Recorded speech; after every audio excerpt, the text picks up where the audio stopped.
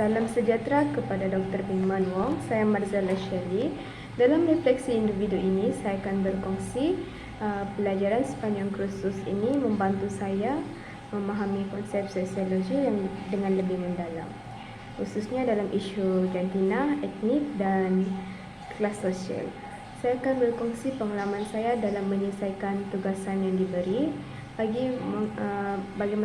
dan juga bagaimana ia mempengaruhi perspektif saya dan perkembangan pribadi yang saya alami. Salah satu tugasan yang diberi adalah membuat video secara berkumpulan. Video kami bertajuk Peranan Gender dalam Pembahagian Tugas. Dalam video ini, kami turut mempertengahkan bagaimana stereotip gender menyebabkan golongan wanita sering diberi tanggungjawab dalam pekerjaan di rumah seperti mengemas rumah, menyapu rumah dan sebagainya, manakala lelaki pula kurang terlibat dalam pekerjaan di rumah. Melalui tugas ini, kami turut belajar bahawa konsep gender role sebenarnya adalah satu konstruksi sosial yang dipelajari sejak kecil lagi. Teori seperti patriarki dan pembelajaran peranan sosial membantu saya memahami kenapa pembagian tugas kerja ini berlaku tidak adil pada masyarakat pada masa kini. Begitu juga dalam poster kumpulan kami yang bertajuk Mobiliti Sosial dan Kesan Diskriminasi Etnik. Tugasan ini melihat bagaimana etnik tertentu menghadapi halangan dalam mobiliti sosial seperti etnik Bumiputera lebih banyak berbanding Cina, India dan lain-lain. Di sini termasuk diskriminasi yang sistematik dalam pendidikan dan peluang pekerjaan serta kesan psikososial. Konsep prejudis dan diskriminasi yang dipelajari semasa kelas dapat ditafsirkan ke dalam contoh dunia yang nyata melalui kajian yang kami lakukan dalam menyiapkan poster kami.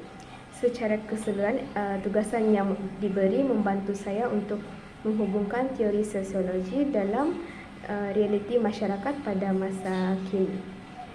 Tugasan yang diberi dalam kursus ini juga turut mempengaruhi cara saya memahami dan mengaplikasikan konsep sosiologi dalam kehidupan seharian.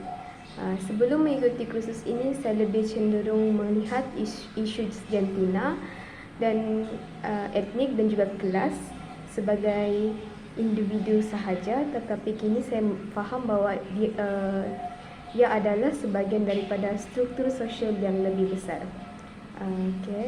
Sebagai contoh, semasa dalam mempelajari gender inequality, saya mula sedar bahawa norma yang menetapkan golongan wanita ini hanya sebagai pekerjaan, hanya bekerja di suri rumah, bukanlah sesuatu yang semula jadi, tapi dia adalah hasil dari proses sosialisasi yang berterusan. Saya juga sedar bahawa diskriminasi etnik bukan hanya berlaku secara terang-terangan, tetapi juga dia wujud dalam bentuk diskriminasi institusi.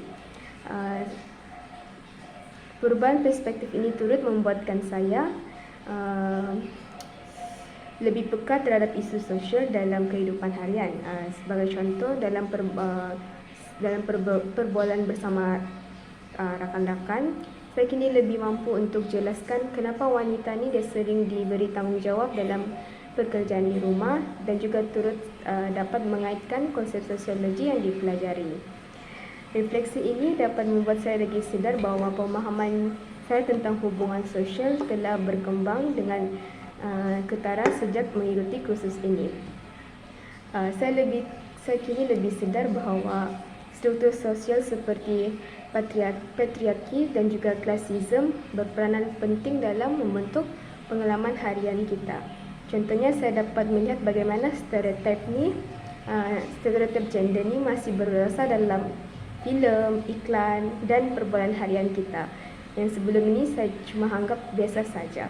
Setelah menamatkan kursus ini, saya merasa lebih bertanggungjawab untuk menjadi lebih peka terhadap ketidakadilan sosial dan berusaha untuk mencabar stereotip yang tidak adil dalam persekitaran saya, sama ada dalam keluarga, rakan dan juga komuniti di persekitaran saya. Kesimpulannya, Kursus ini telah memberi impak dalam cara saya memahami konsep jantina, etnik dan kelas sosial.